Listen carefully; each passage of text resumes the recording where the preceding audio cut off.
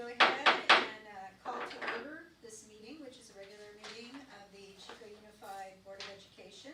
Oh, I'm sorry. This is a special meeting. Special. Called a special meeting. Sorry about that. What I would like to report out is that we were in closed session prior to starting this meeting. We took two actions. The first was by unanimous vote. The board took action to deny the appeal for a complaint to be heard in person by the board. We also, with regard to anticipated litigation, the board voted by a vote of 5-0, which was unanimous, to pass a resolution to reject a claim brought pursuant to the Tort Claims Act and to give the claimant notice of the denial. Do I need to specify that further, Mr. Baltimore? Okay. Okay, great, thank you. With that, we will stand and salute the flag.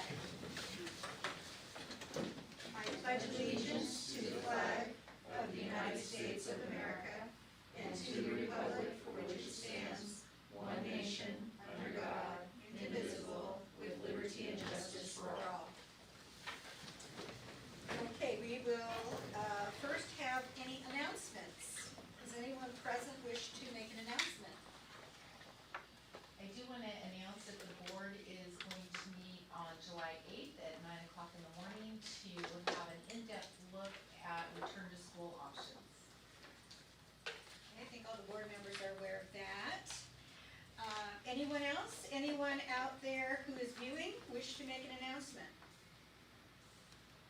Okay, it looks like we're good on that. Just so I wanted to make clear that during this meeting there are no scheduled items from the floor, and therefore if anything was submitted to us to appear on items from the floor tonight, they will not be heard tonight but at our next meeting where there are items from the floor on the agenda. If somebody has comments about an agenda item, we will certainly hear those. But at this particular meeting, all comments from the public have to pertain to the agenda. Okay, thank you for clarifying. Our first item is going to be then our consent calendar.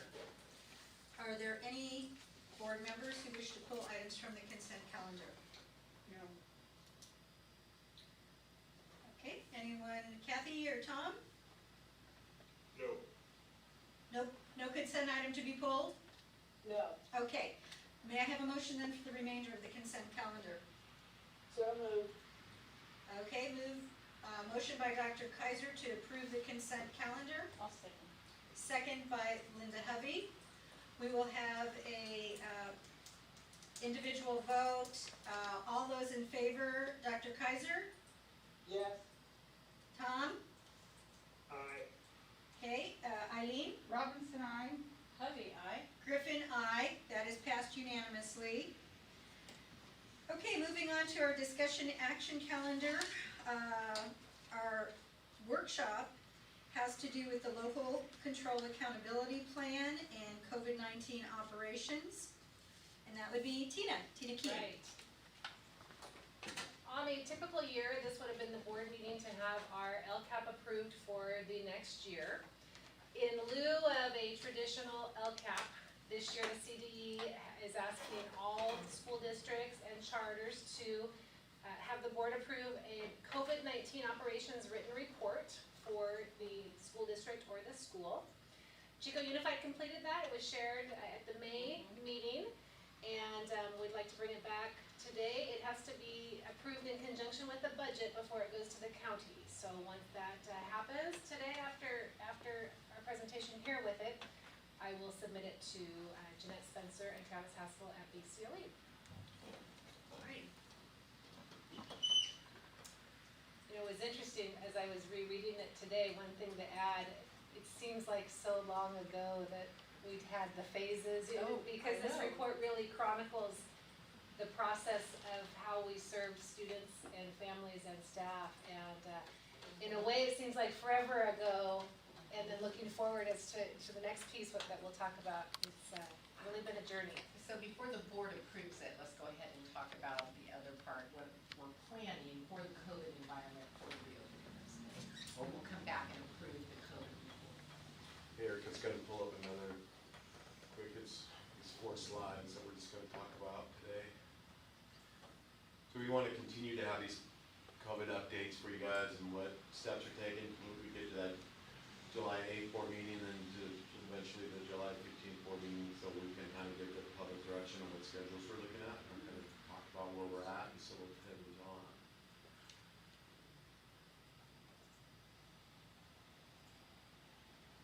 There we go.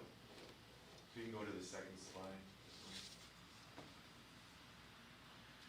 Okay, so what we're doing after today, we wanted to share what we're sending basically out for a survey tomorrow afternoon. After you guys take a look at it, and if you guys believe that we need to make any changes, let us know. But we're gonna be sending a survey out to our parents and one out to our CUTA and CSEA about these different models that we're looking at. We also did a video today, and that's Erica was fantastic with that today with me. We wanted to actually talk about these different models that we're looking at because we were afraid if we just sent the models, they wouldn't clearly understand. So there'll be a link to the video explaining the models that goes along with the survey. Or there'll be one for elementary parents and there'll be one for secondary families. So the first thing that's, we want you to know that these safety guidelines will be included to any model that we have going forward. I'll be talking briefly about 3 different models that we will be going to, and all these guidelines will fit under those 3 models, and they will also fit under the models that Ted and John will be sharing with you guys today. So these are some of the things that maintenance and operation and the district office has been working with to make sure we have these guidelines. Under sanitation, you can see we're talking about the hand sanitizer dispensers that they're putting in all of our classrooms. They're over 3/4 of the way there. I believe that they've done a good job of getting them in. Hand sanitizers units placed in common areas of the school grounds. So we want possibly also at the entry and exit points, out by sporting events. So if we have sporting events, we'll have them out there also. Marcus French is doing a very good job of giving us price for those, and so we will be looking to purchase those also. Disinfecting will be completed daily on a high volume touch point, so we want to make sure on hand railings, especially in some of the schools and those different places where kids are always touching, we'll be making sure we're cleaning those throughout the campus. Cleaning protocols ensure proper disinfection will be ongoing review and modification as needed. Dusty Cooper and Eric German on Monday did a great job of presenting what some of the models that they're looking at. Their custodians cleaning, and it's microfibers that they can use on their floors and their desks, and it's so much quicker for them. And they're purchasing a washing machine, so you can wash those every night, and they don't need to be dried. So it's a pretty clean operation that they hope that they're going to be having the custodians try now, if I'm correct on that, Kevin. So we are looking at different ways so we can quickly have the rooms cleaned, because now, before we gave them 15 to 19 minutes to clean each room. Now they're having to do a little bit more in those classrooms, so we're still trying to develop ways so they can keep it under those timelines. The personal protective equipment, PPEs, Chico Unified will require protective facial covering as mandated by the state or local agencies. Right now, the governor says in any public agency, they have to have a mask on when they come. So we are a public agency, so our students at this point, we're not, and that might change when school comes in August, but right now we're planning the fact that students and teachers will have to have some type of PPEs available for them. Food handlers and healthcare staff will wear all required personal protective equipment. They do that normally anyway. Health screening, we will be putting up signages around about talking about 6-foot distancing, proper social distancing. Also signage, if your child, make sure you do a wellness check before your child comes onto our campuses. If your child has 100.4 or higher, please keep them at home and let us know. So we'll have some of those signages around. We also will have students and adults who will also screen themselves at home. We're going to ask them to do that. And we're going to ask our parents to do temperature checks. That'll be part of the wellness checks. We also will have our temperature gauges available on our campuses also. Right now, I believe that they're recommending 4 per school, but we have enough for every teacher to have one in their classroom at this point. And social distancing signage will be in place, and we're also looking right now at different things that we could possibly put in on our grounds to remind them about social, this is 6 feet, you know, those types of things. We're looking at those right now. And again, classrooms, furniture, and equipment, we will try to arrange them to have as much social distancing as possible. All right, so Before 3. we move on, may Yeah, I ask a question? First, I'd like to see a copy of the survey that's going to go out, if you Sure. can Oh email yeah, one we can to me, definitely that share. would be- We'll share that with That you. would be wonderful. Uh-huh. Do My you other, want the parent and all this, both staff? I would. involved? yes, thank you. And then also, I absolutely understand these guidelines, Mhm. like they make sense. However, I'm just curious what, if we have ballpark on what they will cost us as a district? And is there any money coming to help offset those costs? Any ideas? Mr. So we are Boltman or getting, Kelly? we are getting some supplies. I was on a Zoom call this morning with the county office of ed, and we will be getting some masks for students. I think it's 5 per student, which is probably not gonna go very far. We are Like for getting, the entire year? yeah, Oh, okay. and But for the day. 2 for teachers, the nurses, there are some additional protective equipment coming for nurses. Yes. So we will be receiving some items from the state, but we've also received some dollars. There's certainly the CARES Act dollars that we plan to receive early next year. And then also, part of the budget we'll talk about is some additional one-time dollars that will come to offset the loss in learning due to COVID. We'll have some discretion over those dollars as well. Is Linda Bass, like, Amanda? oh, sorry, yeah, okay, go ahead, Kathy. Okay, so, a couple of things here. One, the head of the national health thing, just in his testimony to Congress, his last comment was that colleges and schools will probably go district by district, and he's relating it to the case count. So we have been an uprising or increased number of cases, but we're nowhere as bad as a number of states, or even counties in our own state.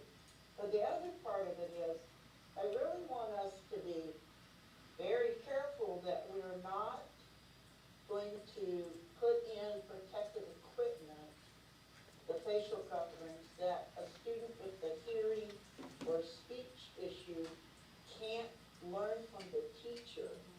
So I would like to see us have a clear facial coverings so that the teacher's face and the teacher's use of language can be seen by the child. Good point. They are pretty common now. Chico State's been making them. The colors at the grocery store have them. And I think it will be a lot more, not just more effective for the student, but more effective for the teacher, because she will be, or he will be understood when they talk, that the kid can see their face. So I really do, I've gotten parents who contacted me and about the survey, and they're very concerned that the nature of the stipulations that we're looking at, that parents understand them as, they are evolving, we're not in control of them, but at least the parents understand that there's a sequence of steps that we will try to take. Yes, thank you. I did see an update on those face mask requirements for kids, and any child with a hearing or speech problem, they are exempt, as is their teacher, so that the sign language and lip reading can occur unimpeded. The other thing was for special ed kids who find the wearing of a mask too emotionally upsetting, they're exempt as well. So Thank you. Liz, we also looked into the face shields. Yeah. Marcus French again, our purchaser, found that I think at the cheapest right now that we're finding, we're still having them look, but I think we're gonna go ahead and order 1,000 of them. They're $4.50 a piece, and Kevin is again with, the budget that he was just talking about, things that we can cover that. We're also looking at these, the more disposable masks. I believe they're running, they gave us another one at 49 cents. 49 cents each. So again, if you're thinking 12,400 kids, you know, if we're supplying them. Another one, we're looking into the cloth. Right now, we're getting one sent to us, different types sent to us. They range from anywhere between $1 and $2 a piece. So one of the suggestions that we were talking about in Ed Services with Kelly brought an idea. Maybe at first we possibly will supply 5 cloth masks that they could take wash home. You know, so they wear one day and wear another, and maybe they wash them over the weekend like they do their PE clothes. Or not. Or not, right, so that's another thing that we're looking at, if that would be a cheaper model than us to keep handing Right, out. cause 12,400 that's- times 183 days or 180. Yeah, that's $900,000 we're possibly looking at a year, so. That makes Just sense. one thing, you know, again, I heard this morning, but we are expecting additional, either clarification or legislation. I guess it wouldn't be legislation coming from the CDE, but additional clarification and perhaps even requirements in regards to who is and who isn't expected to wear a mask. The, you know, rumor, again, this is far from set in stone at this point, but that all staff would be required to when interacting with students, but then students and parents would have the option of whether or not to. So that's one of the things that's being bantered about at the state level right now. But again, you know, there's a lot of money on the line, and there's a lot of Yes. decisions that have to be made fairly quickly Yes. with a complete lack of information coming to us as to what will be mandated and what will be required. And I will say publicly, it is very frustrating.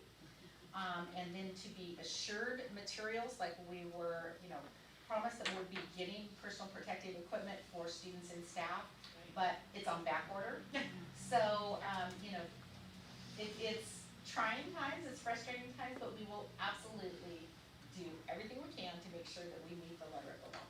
We're committed to So the safety Kelly, of our I have kids. another, well, I was both a suggestion and another question. The suggestion is if the masks are left in direct sunlight for 5 minutes or less, it supposedly sanitizes them. But the other part of it is that, we've had some very disturbing, violent reactions by parents when they're told their kid has to wear a mask. And so I really hope that we can maybe do a video or do some kind of educational thing so parents understand that this is not an insult to their child. We see some challenges with anywhere ages from our TK kids putting them on, and all the way up to our seniors not wanting to put them on, preschool. And Kathy, we were talking with the preschools this morning about that was the topic that came up, was putting masks on. And nurses actually have some activities that Kathleen's gonna do a Zoom session with all the parents of the incoming preschool students. And she's gonna walk through some of those things. The nurses are gonna teach some of the teachers there at the preschools those activities. They're gonna walk through some social stories ahead of time so the kids kind of know what to expect and what's gonna be happening with it also. So, I mean, our preschools are off to a good start trying to prep them for what that's gonna be like, having to wear masks with 3.5 and 4-year-olds. And they're gonna open first, right? They're opening in a couple weeks, July That's what I thought. 6th. Good.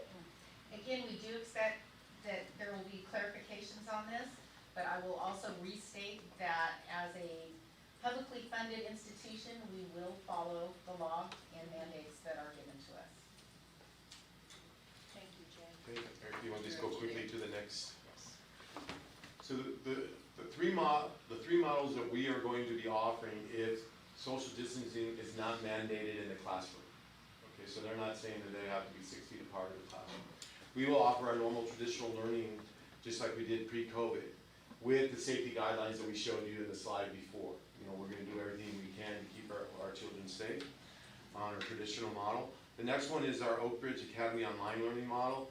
That's as full as full online, where they get curriculum, 6 through 12 will get Ingenuity, K5, TK through 5 will get Wonders and iReady, and a mixture of some other stuff, some other curriculum. So that way, and then they will also meet with the teacher one day a week to get updated, to make sure that they are not falling behind, if they need any more assistance, or if they need any tutorial time set into their week. So that's our Oakridge Academy Online, and we've been already having that model for 3 years already. So during the pandemic, they were doing business as normal during that time. The blended learning model is we've also had for 6 through 12, and we will be adding it for our TK through 5 now. Is a blended learning. So on the secondary level, if a student wants to take two classes at the traditional school and 4 at Oakridge, they may, or reverse it, they could take 4 at traditional school and 2 at Oakridge. Some people did that because they wanted to go to work, and we have those things available, or they wanted to accelerate in math, and they took that model. At the elementary level, if they want to go for the first couple hours during the day, and they maybe don't feel comfortable with the recesses and lunch, and so they want to pull their kids, they could get maybe their English and math, instead of saying normally would be taught in the morning under this model, they can get the rest of their enrichment and science and that through Oakridge. So that's the blend. Those are the 3 models. If they say, do everything you can to keep them safe without having to do the social distancing, 6-foot monitoring in the class. If we get mandated by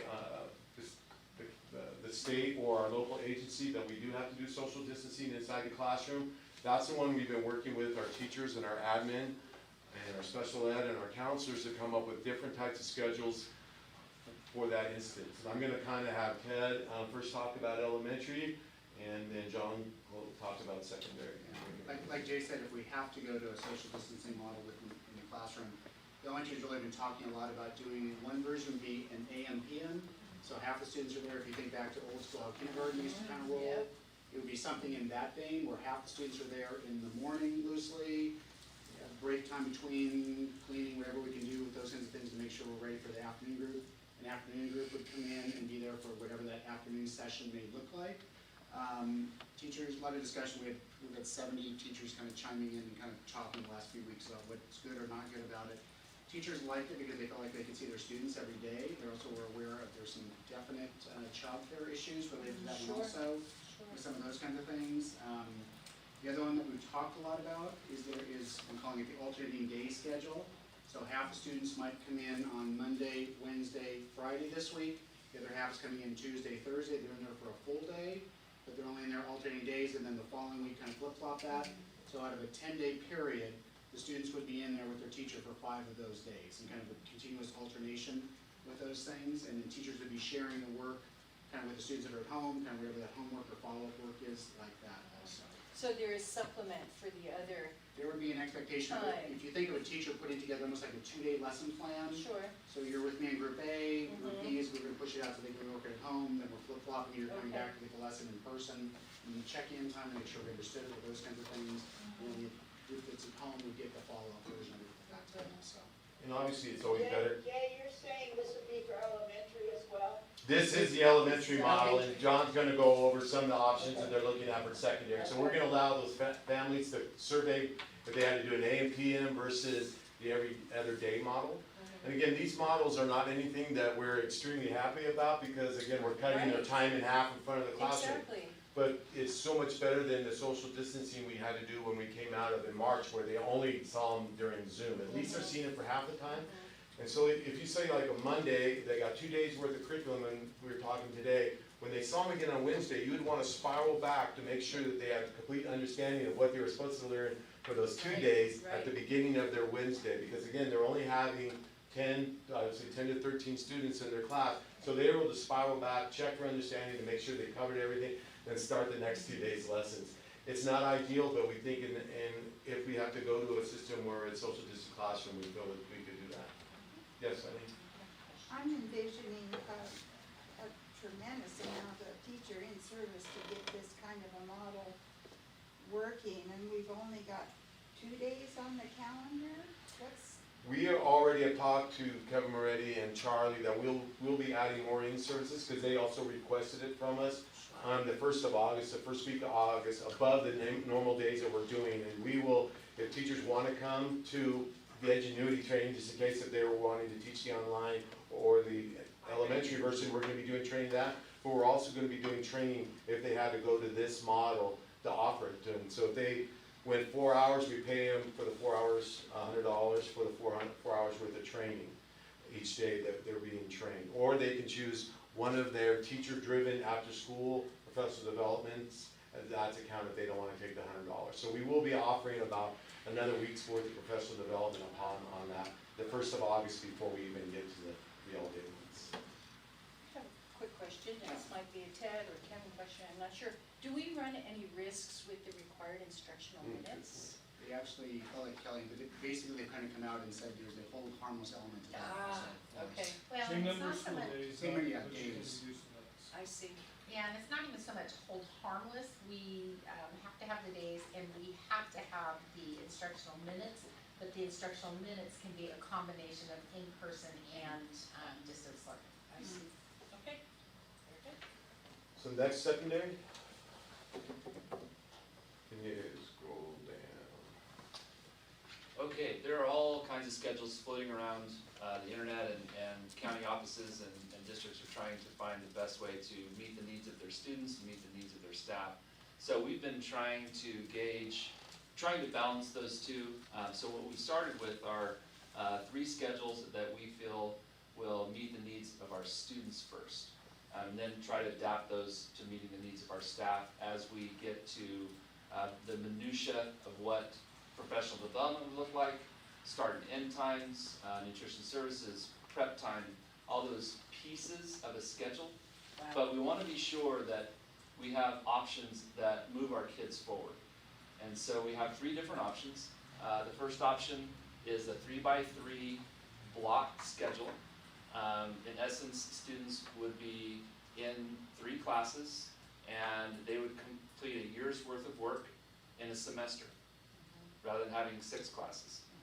That's a common model in block schedules across the nation, and fortunately for those schools, it's going to be easier for them to implement something like this because they have the PD. So that would be a challenge for us, is to make sure we have staff that can do that. But when we have pulled our high schools, I can't speak for the middle schools, but I can guarantee that at least 20% of both our high school staffs have worked on a block schedule. It's probably much higher than that, but I know for sure at least 20%. So there are some experts on site. So by the end of the calendar year, or excuse me, the academic year, a student would complete 6 courses and have all 60 credits for those courses. So that, in a nutshell, that's one model. And we Kind can of cut the mirrors a sizes college in half. schedule. Yeah, Similar to a college schedule. and the class size would be cut in half. Right, so to get there, you would need to cut your school population in half first, and then cut it in half again Right, to get to the social distancing. right. And Chico admin specifically have done a fantastic job of working on that model. So we appreciate all the work they've done there. The one thing to consider though is once you commit to that, it's for the whole year. It's for the whole year. You can't back out if everything's set. Sure. Right. And, yeah, so we have to figure out the professional development for that, but I think we can. So moving to option 2, it would be a little easier to move in and out of this schedule. This is a 6-period schedule with an anchor day. And just real quickly to go back to option 1, a teacher would see his or her students 5 times in 2 weeks. So they'd see them Monday, Wednesday, Friday the first week, and then Tuesday, Thursday the second week. The 6-period schedule, they would see all their kids on Monday for really short periods of time, 25, 30 minutes. And then Monday and Wednesday, they would see half of their kids, and then on Tuesday and Thursday, see the other half. All right, and there's bell schedule manipulations that we need to be sure. I want to go really quickly to the minutes. I should have said this from the beginning, going back to the comment that was made. We have to ensure that we're documenting extended learning minutes. Okay. Right, so it's not just a free-for-all that we're saying that those minutes are attached to our in-person minutes. We would need to document that through lesson planning, through assignments that are submitted, exit tickets. There are all kinds of ways to document that. So that's the second model. And the biggest difference between the second and the third model is that we would shift to an AM program and a PM program. So kids would either come in the morning or they would come in the afternoon. And this one is as the second model is a little easier to move in and out of a COVID social distance environment and a non-social distance environment. So there are some benefits there. So in a nutshell, those are the three. There are all kinds of, details for each of those, but we're gonna go into more detail when we meet again. And our last Zoom meeting on Monday with all of the teachers and admin, we had a little over 80 people participating in Excellent. that. So we had a pretty big number. You get real big, it gets very hard, but we're letting anybody who wants to come in, or any administrator, or any, if Kevin Moretti or Charlie said, hey, we need to bring these people into, we added some more this last time, that's why I got from 73 to 80. So we wanted to make sure that they knew what this goes, so they can try to explain it also to their staffs when we go out. So, Sorry, I just wanted to add on to that. So if you look at the fourth and the fifth column, those other two options are still there. Yes. So a student can still be enrolled in Oakridge and maybe take 2 or 3 periods still back on their campus, or they could be completely at Oakridge. yes, the online model will not go away at any. Won't go away. So It was there's- there before COVID, it'll be there after. Back to your comment about this Zoom meeting, do you have a sense, the classified certificated staff that was attending, did they have a preference? We did poll them Uh-huh. and told them to rank. Elementary, There's about 2 to 1, they like the alternating day schedule. it was Interesting. a little bit more interesting with secondary. Yeah, secondary, the initial, the highest ranking was the 6-period schedule. The second highest ranking was model option 1, and the third was option, but the top 2 were very similar. And we've developed them further since that conversation, Oh, great. so that may Mhm. shift. Again, they're looking at it also through a teacher lens, prep time, overlap of lunches. I don't know if Jay mentioned this, but Vince and Sarah and M&O have been involved in these conversations too, because obviously it's gonna impact them, Sure, so they need to consider all these Just things. a couple of things I want to add. These are not ideal. I mean, there are huge downfalls with them, and one of the big downfalls is that students aren't supervised either in the morning or afternoon in one model, Right. or on alternating days in the other models. And I think those are gonna provide some challenges for our parents and our community. But again, we're not planning on going to this unless we are forced to implement Sure. the social distancing. Our going in the door, our preference, and I think our teachers' preference, and from what we heard, parents' preference is that we return to a traditional schedule. But that said, we haven't put this out. We will put it out to families and see where they fall in the survey, and then put it out to all teachers and all classified staff as well. But, one of the things we're always fixers, right? And we kept trying to make these be the perfect models, and they're not going to be the perfect.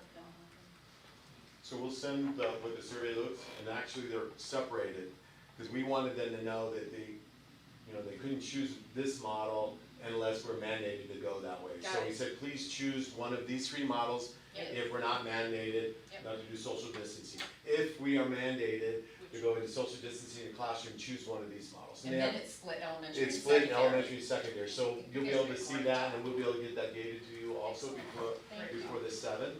And so just one more quick thing, the timeline, and I'll get done. So this is a tentative timeline that we're scripting out where we're at. We're gonna continue to our Monday 11 o'clock meetings with our group, and if it continues to grow, that's fine with us.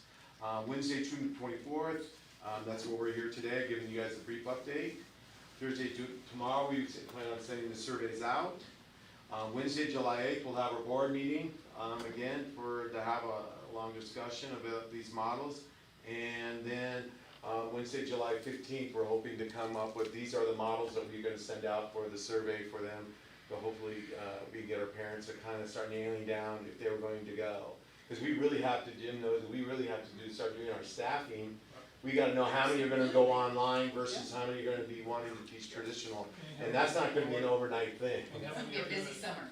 How many are gonna demand a leave of absence because of health Sure, reasons, and then we have to do hiring?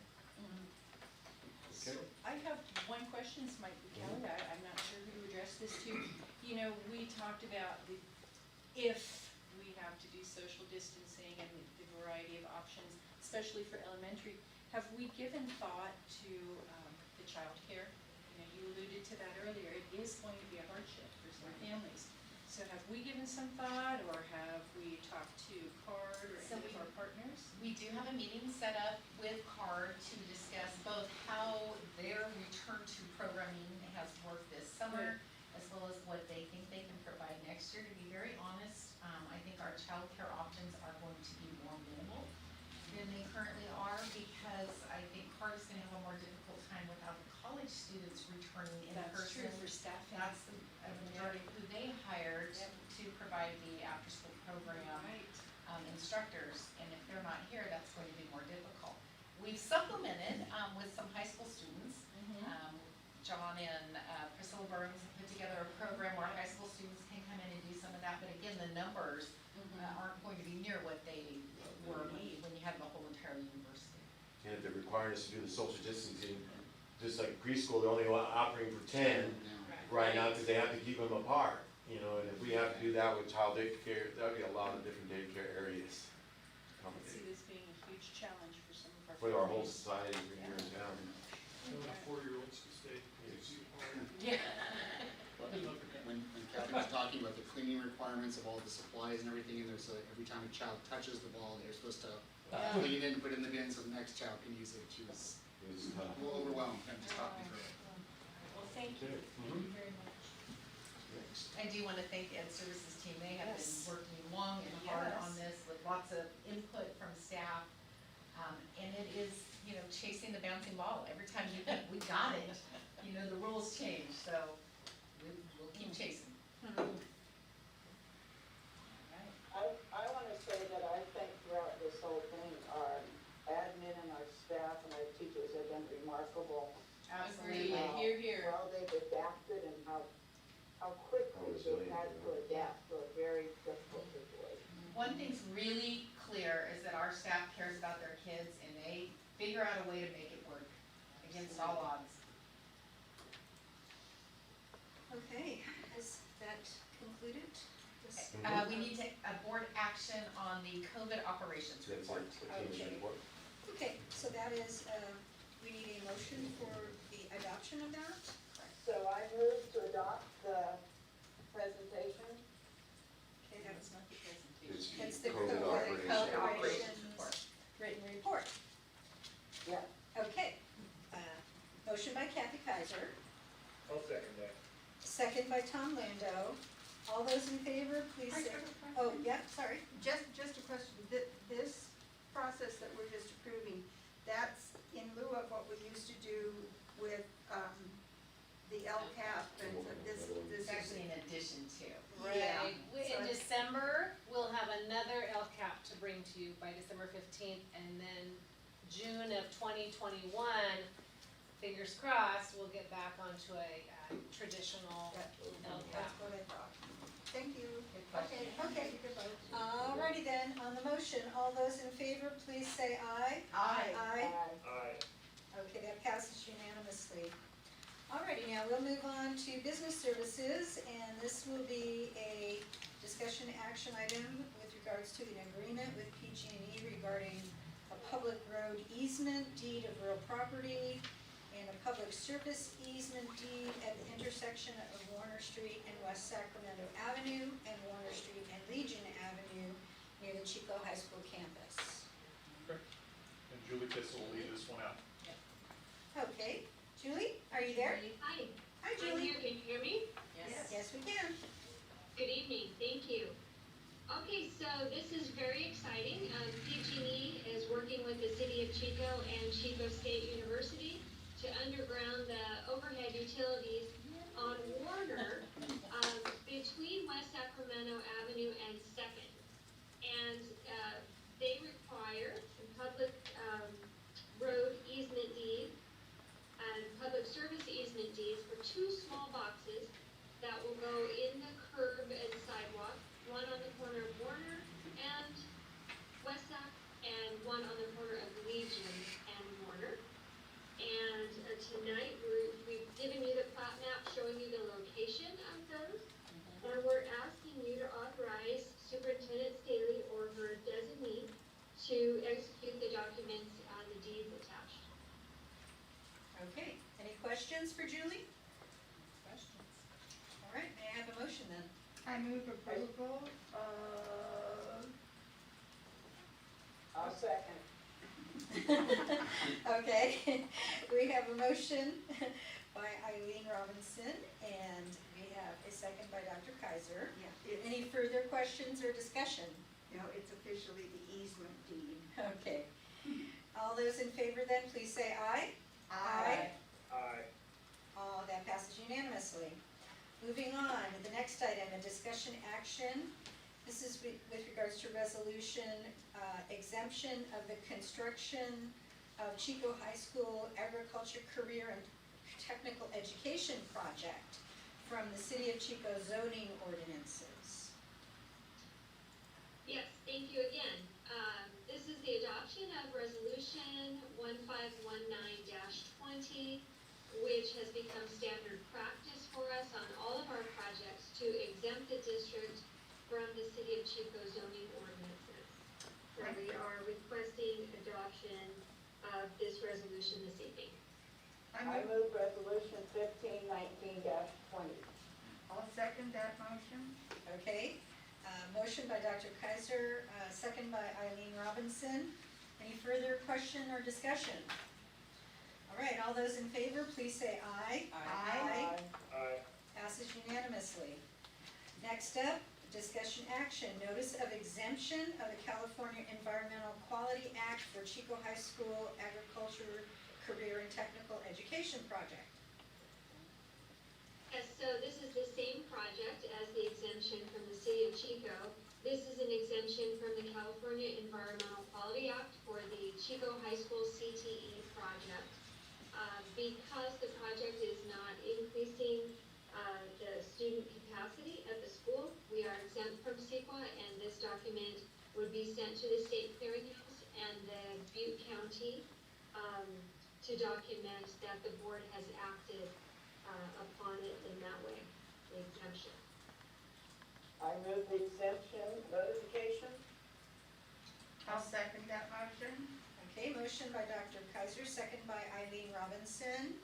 Any further question or comment? Okay, all those in favor, please say aye. Aye. Aye. That passes unanimously. Next up is an information item regarding conceptual design development update for Inspire School of the Arts and Sciences. That's also Julie. Hi, okay, let's see. So I thought this one was discussion action. You said it was information. That's what I have it down for. Let's see, yep. It says For it's Inspire? It's informational regarding Inspire. Okay. Then we will roll with that. Thank you, sorry. Should have been discussion action, but we will get action at your next meeting. So tonight with us, we have Becky and Ken from Inspire are on the Zoom meeting. And we have Mike Weisenborn and Tim DeWitt from Rainforest Grow. And well, I guess Tim's got his shared document up on the screen. I wanted to let you know a little bit of what we've been up to, working with Inspire regarding their eventual new location at the Canyon View site out on Bruce Road. For the last several months, starting back in October of 2019 through last month,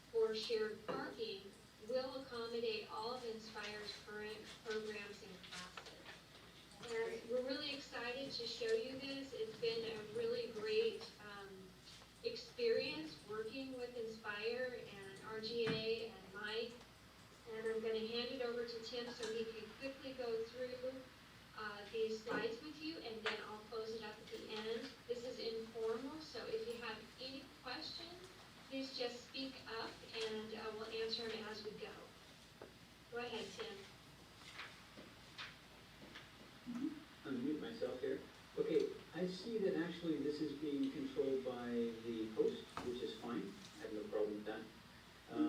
But yes, I definitely want to thank Becky Brown, I know she's here, and Ken Hardy is also here for all their help. We had a core group, and they really helped shepherd this all the way through.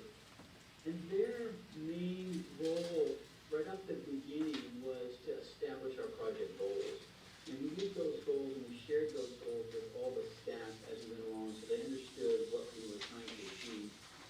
The big thing that we're trying to relocate the existing campus from the Chico High School site to the Canyon View site. And also that this is a multi-phase project, so that it will be done in 3 phases.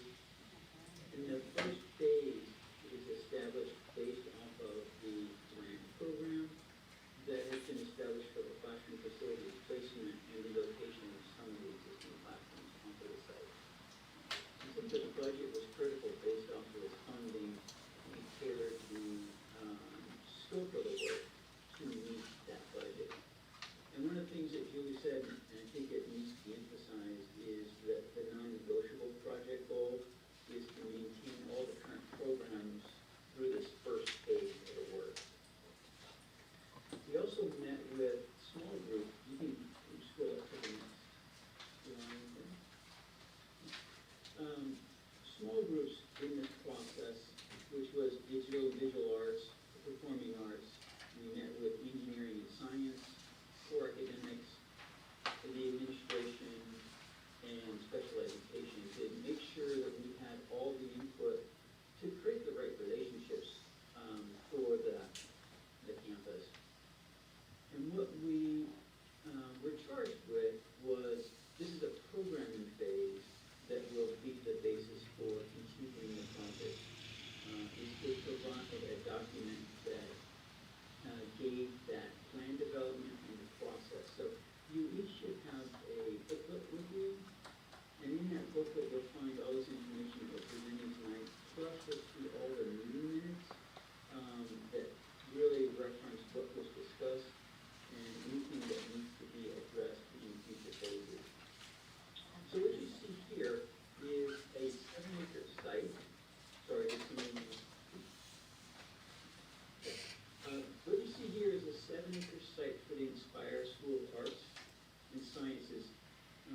And it's accessed off of Fremont Street. I don't know how many people are familiar with that, but that Fremont Street currently dead ends, right there on the left, dead ends into the school site, and it will be extended onto the school site and be the access point for the Inspire campus. And the buildings will occupy 5 acres of the site, and then that will keep 2 acres established for parking, which also functions as a drainage component for a portion of the 50-acre View High School site. That was gonna be one of my questions, Tim, was, we've had some concern because there's property above this that's not ours, that also has that drainage thing. Yes. Do we have any, agreements with those property owners that they're recognizing that we're sort of at the bottom of the spigot and they need to be working with us? I can answer that one. Kathy, we've been working very closely with the city of Chico regarding the storm drainage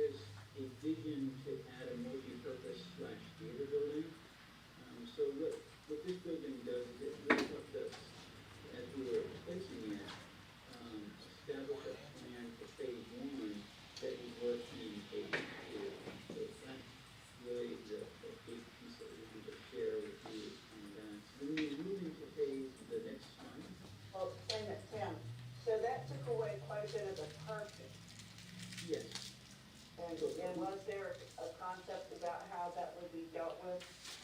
we had a long conversation about I that. bet. Fremont Street is actually, a district property. Oh, We're going to expand the, parking capacity by utilizing Fremont as part of our parking capacity. oh, You know. So any more questions about that? no, Okay, so now you'll see it in, context of the master plan. So, what you see here is how the Inspire campus comes, it's rotated, just for your reference. So you can see Fremont, the connector down at the bottom, yep. That's the connector that works for bringing the Inspire campus on. The high school actually, has their main entry right there off of Webster. And then the student entry is on the other side off of Rayleigh. There is actually no access planned right now off of this road because of the speed and capacity of the road. And so what we did when we looked at these two campuses together, we added another component, which is what we're calling the Rayleigh Boulevard extension. So from Rayleigh Boulevard there on the south corner, there you go, that piece of the road would actually be included as part of phase one for the Inspire campus so that we could make sure that we have good access in and out of the campus. And then when the high school comes along, it would be extended from that point over to Webster. So there would be a connector all the way across that would allow both campuses good access in and out of their spaces.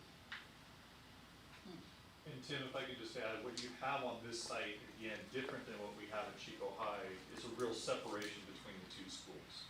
Whereas right now, Inspire really lives in the middle of the Chico High campus. This design would really provide, Inspire some autonomy, and then our high school as well. Exactly. And one of the things, that, again, there's kind of that joint use piece that the parking lot for Inspire works for the drainage component, which has always been the case. So it'd be underground, under that parking lot, which is a lot like what Pleasant Valley has with some on-site retention. And then also work for parking for, if needed, one school or the other, but it's really Inspire parking area. So then, as you move into the next slide, we start to look at, again, the costs, because that was really, we wanted to make sure that we were putting together a program that can be built. And it's not only can be built, but meets the intent of the grant, because there's multiple funding, and one of the pieces is that grant funding.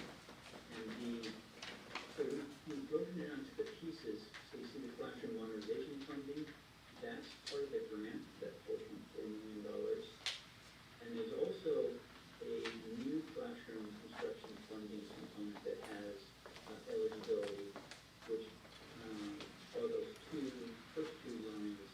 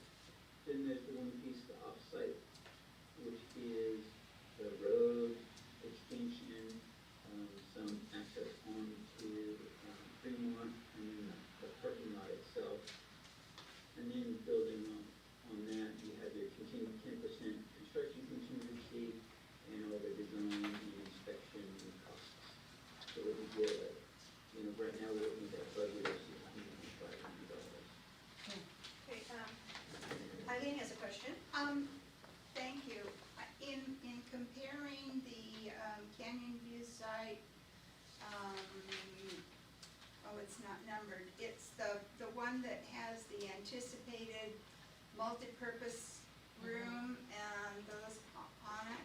Okay, that one. Comparing that one and flipping back and looking at an overlay of the next slide down where you've got, yes, where would that multipurpose room be placed on the site? If you could, with your pointer, just kind of indicate where those additional buildings would be added. So, you know, like your COVID plan, what you're seeing here is a work in progress.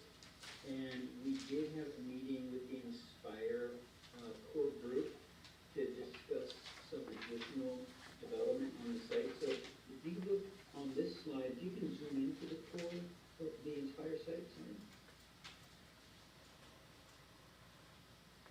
You're almost there. Can you move it? There. There you go. So you see the gray building in the middle? That building right there, that is the theater slash multipurpose vision for the phase 2. Okay.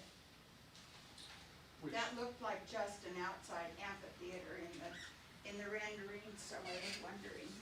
which, Tim, this is Kevin, I think we have a better look at this on the last slide, do we not? You do, and so that's why we put the last slide in there, just in case this question came up. So we put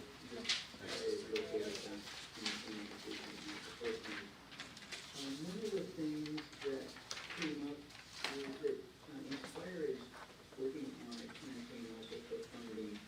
And when we started to look at the work that Inspire campus had done previously on how the campus was laid out, we then really went back and started to refine the plan to make it more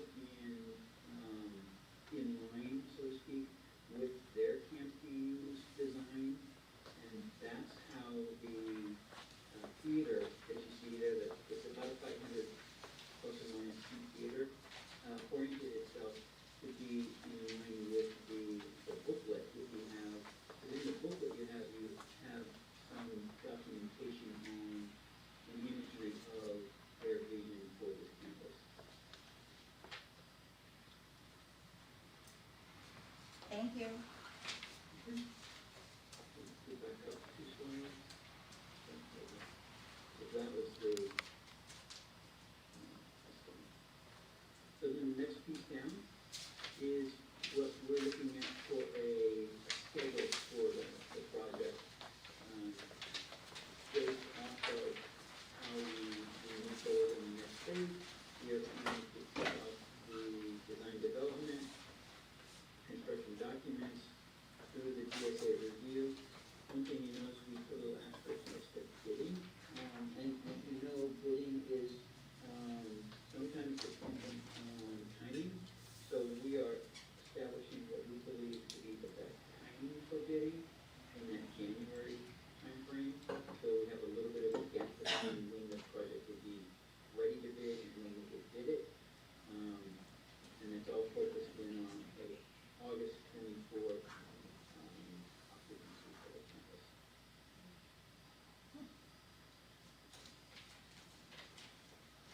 Okay, so, I'm sorry that there was a mistake. This should have been a discussion action item. We were going to ask for the board's, adoption of the concept, but we will come back to you at the next board meeting and ask you to take action on this. Like Tim said, if we are looking at kind of an extended schedule, we want to get into, actual design drawings as soon as possible so that, we can get them through DSA review. So we will be coming back to you asking, for the ability to continue on, as well as continuing to refine the, cost estimates for the project. Okay. If I can ask the question, what's the earliest that you can legally come back for action?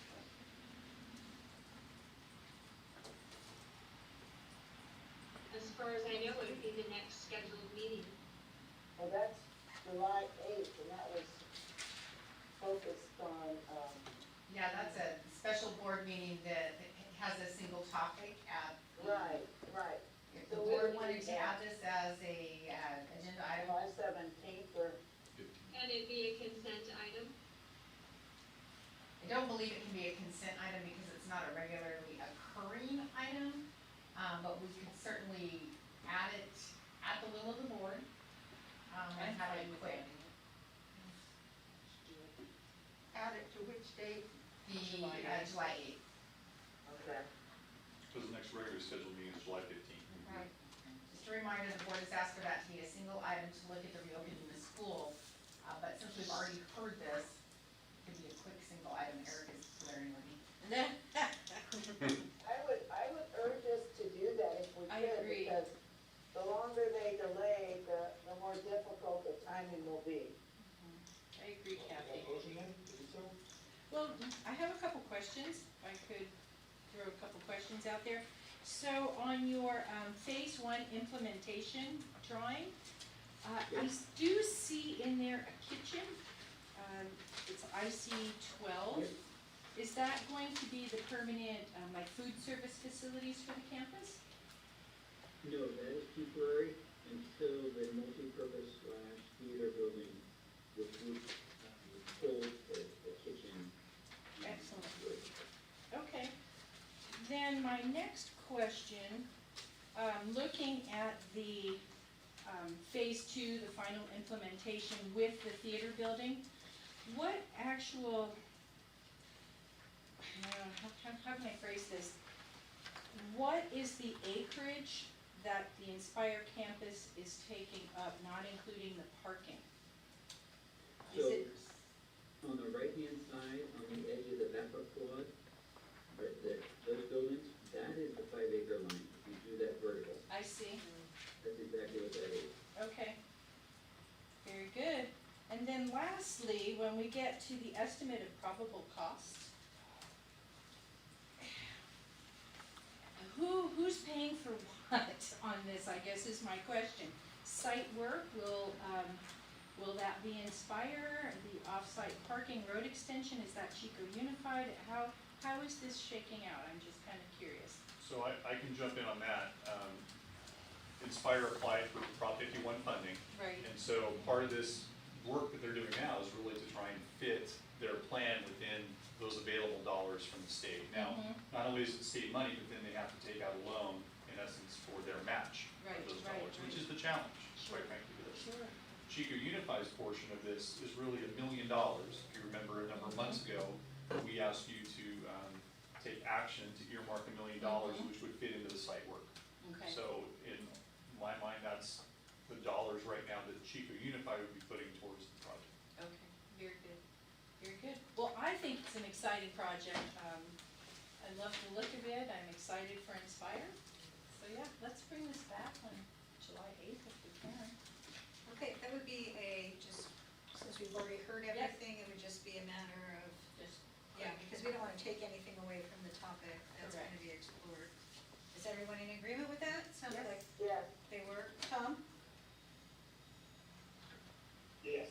Okay, all right, sounds like everyone's in agreement, so this will be coming back to us at our next meeting. Thank you, Julie, for that. yes, thank you, everyone. Everybody, Tim, everyone, our next item then will be, I believe this is an information action item. And it has to do with the Life Touch building due diligence information. Correct. This was originally sent out as informational. There was an addendum that was sent out that did make it a discussion action. So I'm really here this evening to kind of provide the final recommendation and report of due diligence related to our purchase of the Life Touch building.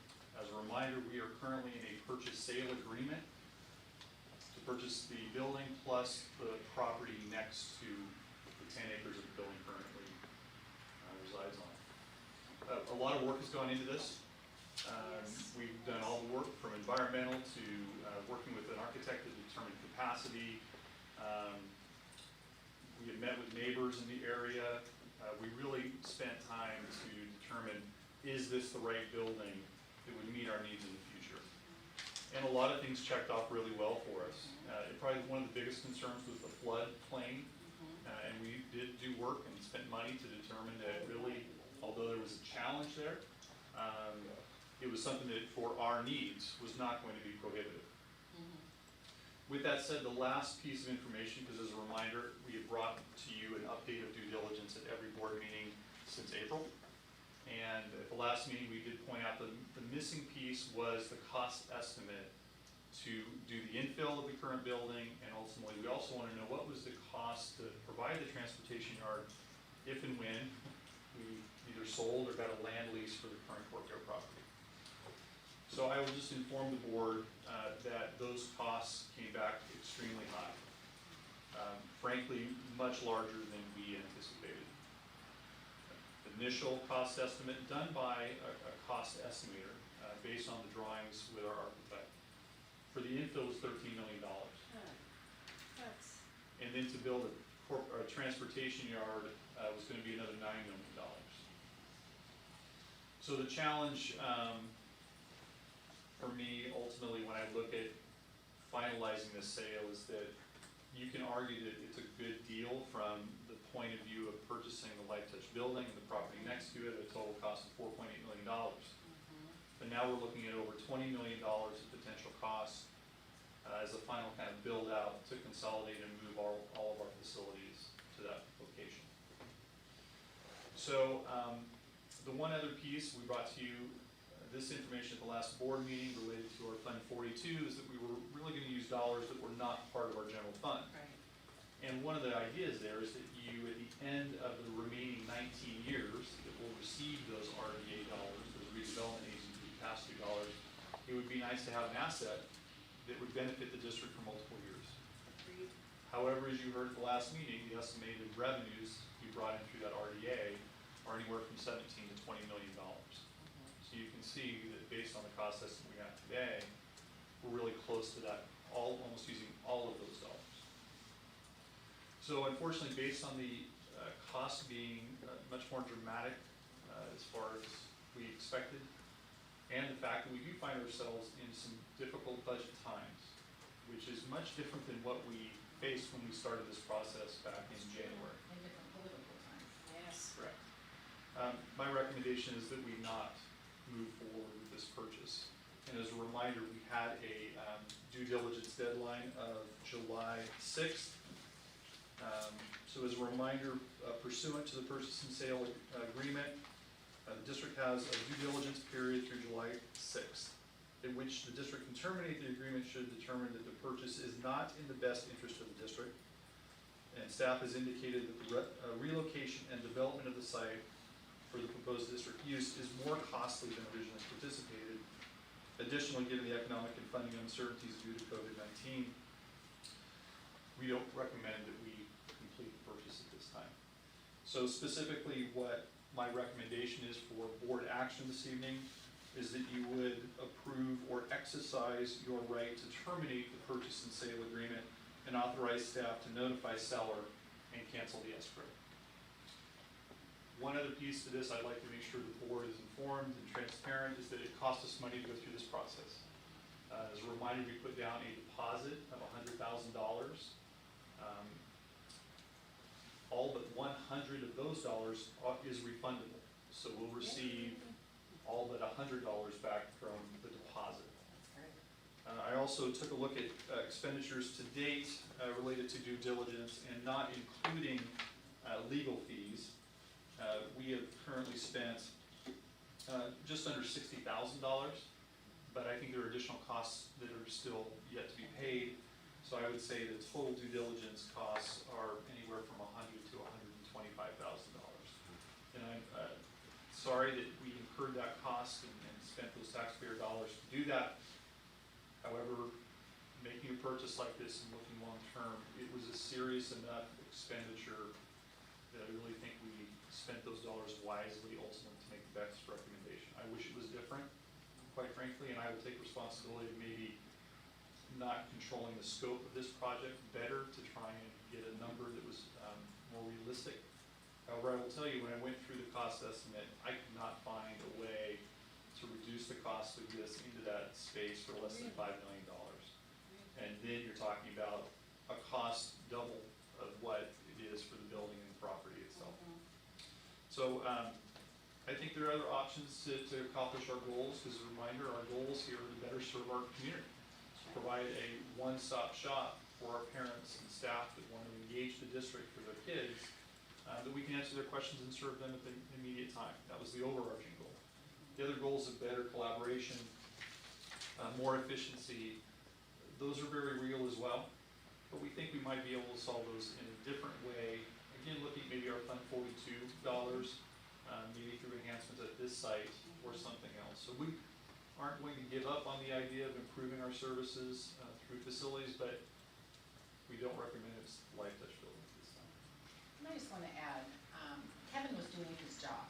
He is looking at the long-term life of our district, the long-term health of our district, and looking for opportunities to better meet our goals. That is all part of his job. And due diligence is also part of his job. And sometimes those due diligence work out and you get what you want. But in this case, thank goodness we did the due diligence and we know before we made a leap what the real costs are. So Kevin's very humble, but this is not a negative.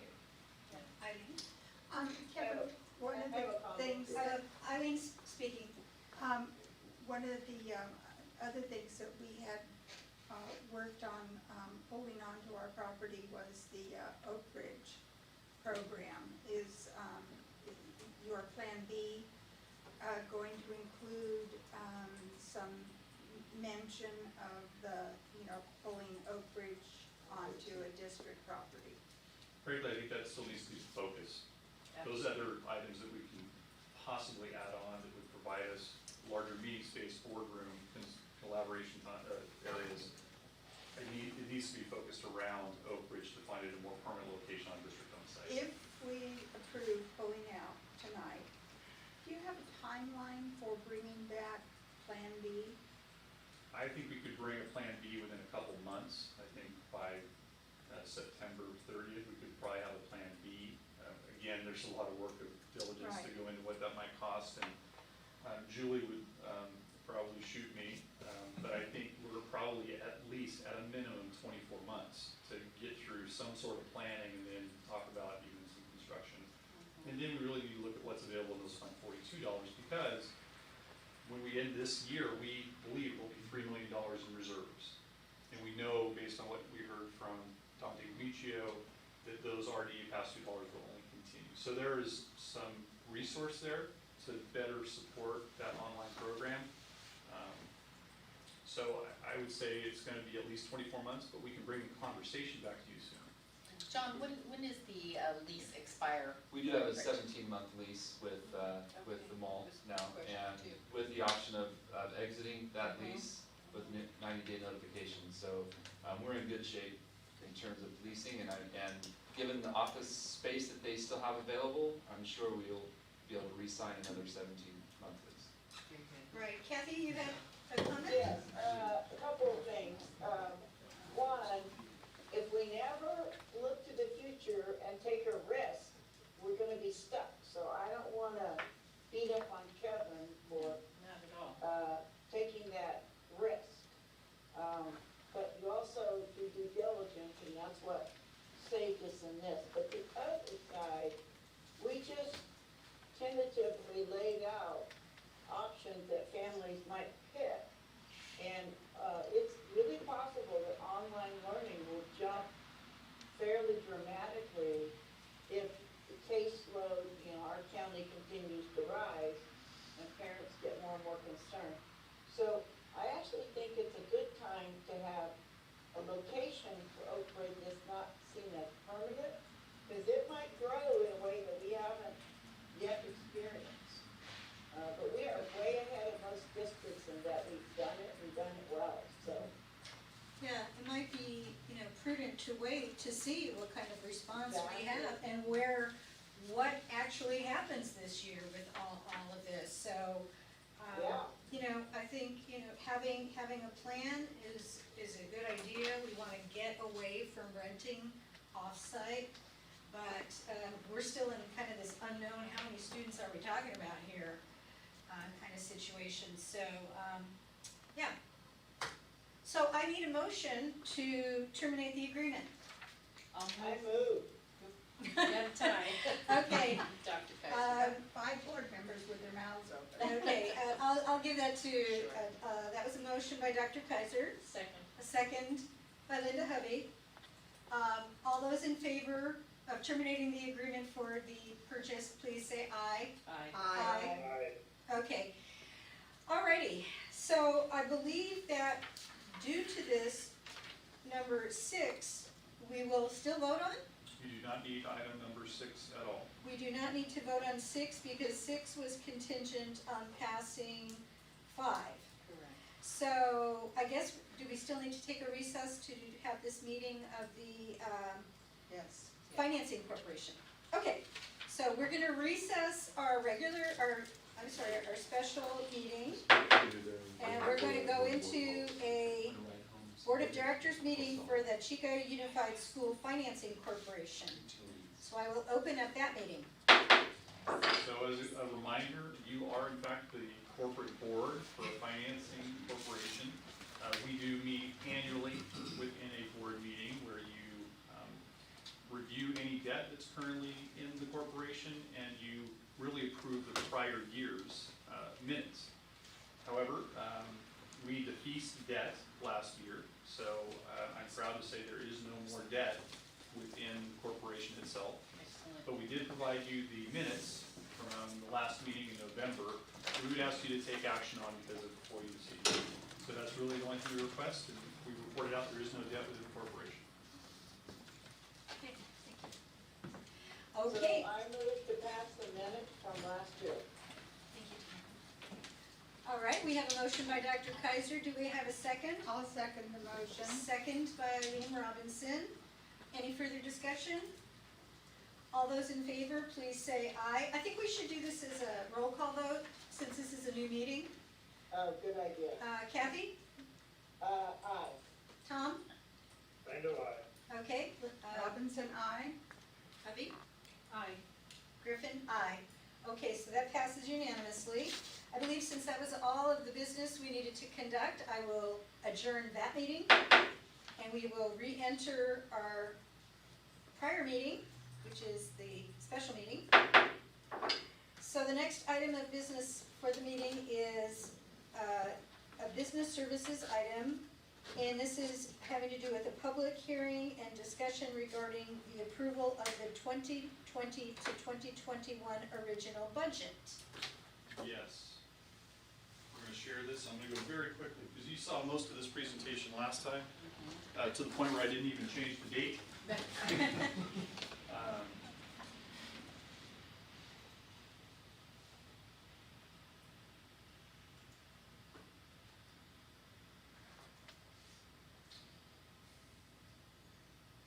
Okay, the timeline. You're very aware of this. Basically, it starts in January all the way up through June 27th is when the governor has, before he approves or approves the budget, basically. The governor's May revise was dramatic as far as cuts to education, the largest being this 10% cut that we would face, along with the idea that if the federal money showed up, then basically they triggered off these cuts. So the governor's idea was plan for the worst, and if federal money comes in, it gets better. And if you do that in the multi-year, just as a reminder, we don't make our reserve requirement in the fiscal year 21-22. We burn through those dollars quickly.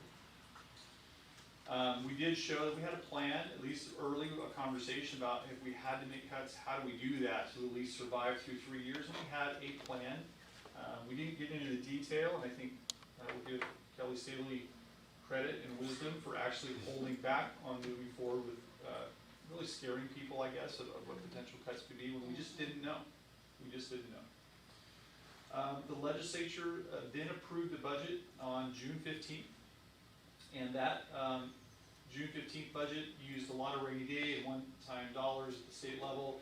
It actually provided more money through a cost of living adjustment to schools.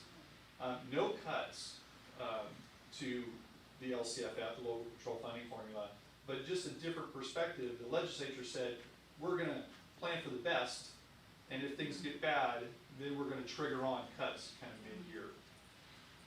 There was additional money for COVID impact, large increases in cash deferrals. So instead of them giving our money today, they would give it to us sometime in the future. But there was this hold harmless as well for attendance, knowing that what we experience next year is gonna be, it's really unknown what we're gonna see from an attendance perspective.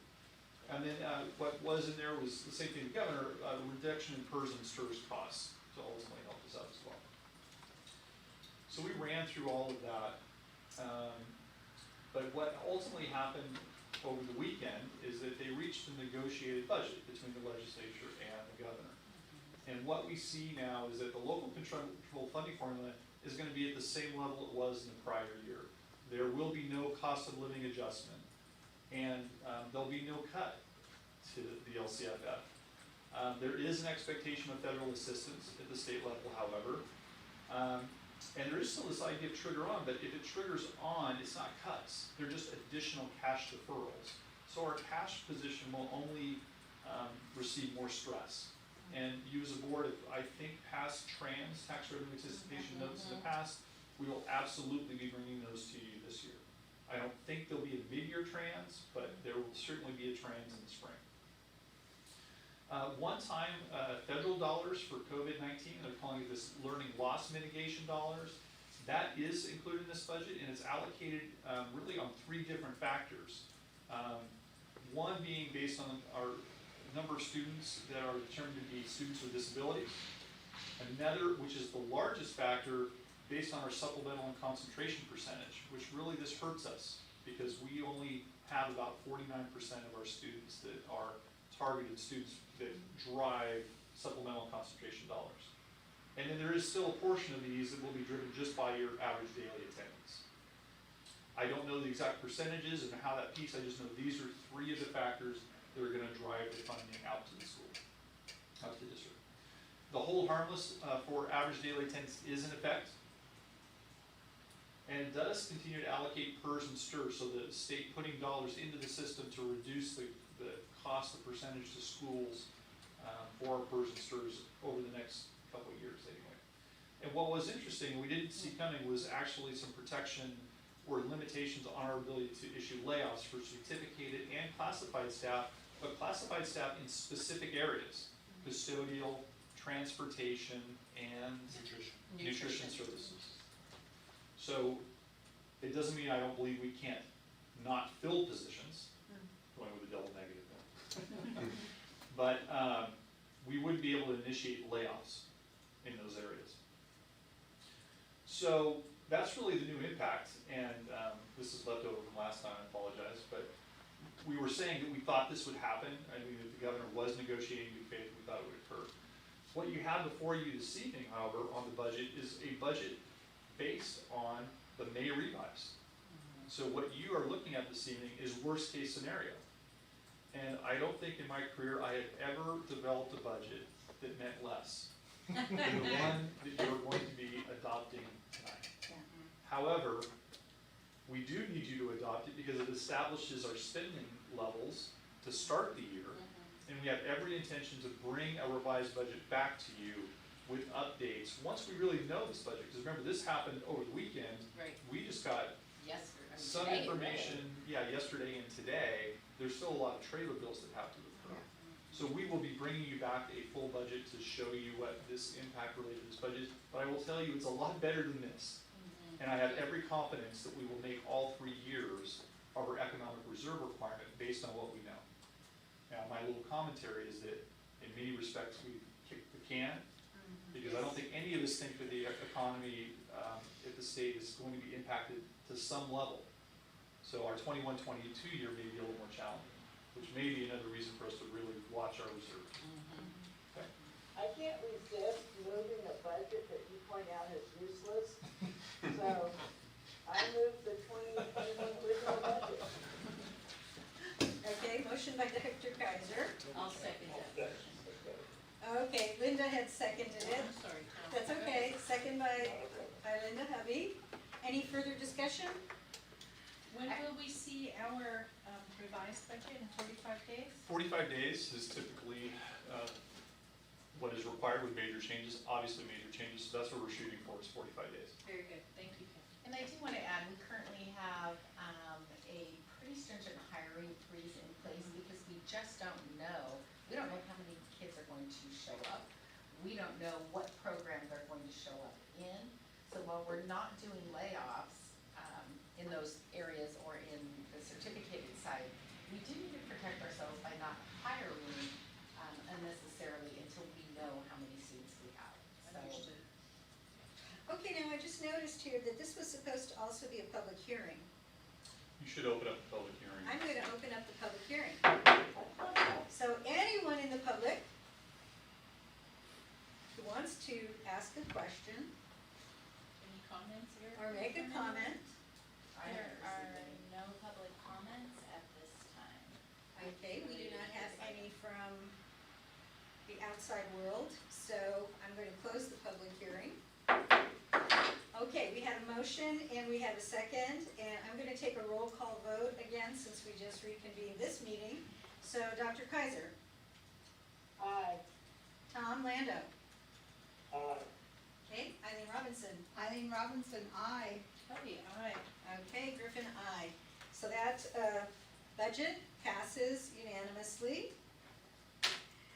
We're on to our next item, which has to do with Resolution 1520-20, which is a fiscal solvency statement related to the 2020-21 original budget. So our Butte County Office of Education provides fiscal oversight for the school district. And when this, when the governor's May revised budget came out, they saw that almost all school districts in the county were going to be in financial distress. So they requested that a board that hasn't identified detailed cuts to deal with the potential loss in LCFF revenue adopt a resolution really noting your responsibility to make sure that the district is fiscally solvent. So I will say I created a lot of the whereases here to basically set the stage for why you're doing this. And it again is probably about as useful as what you just did earlier today. However, I am going to request that you approve the resolution. I'd like to move to approve resolution number 1520-20. I'll second that motion. Okay, motion by Linda Hovey, second by Eileen Robinson. Further discussion?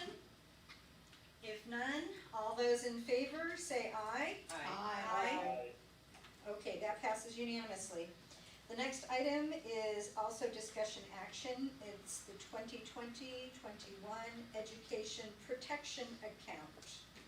Yes, this has become a formality because with the implementation of the local control funding formula, a portion of those dollars are carved off and we have to report how those dollars are spent. The reality is we simply charge teaching staff into the Educational Protection Act dollars. It has a separate resource code, an unrestricted resource code. So we have to provide this information to you and we spend it on teacher salaries. So with that, I would request you approve. Don't we have to post that on our website as well? We do. I'd like to move approval of the 2020-2021 Education Protection Account. I'll second that. Okay, motion by Linda Hovey, second by Dr. Kaiser. Any further discussion? All those in favor, please say aye. Aye. Aye. Passes unanimously. The discussion action 2020-21 original budget reserves disclosure. So again, this was a requirement put on districts that we report out the different categories of reserves that we have available. You can see we provide those, and we have a healthy fund balance, and I think we're gonna need it. So we're providing this information for you as a board and to the public. So with that, I recommend approval. I move approval of 2021 original budget, that's reserves disclosure, yes. Second. Okay, who just seconded? Kathy, okay.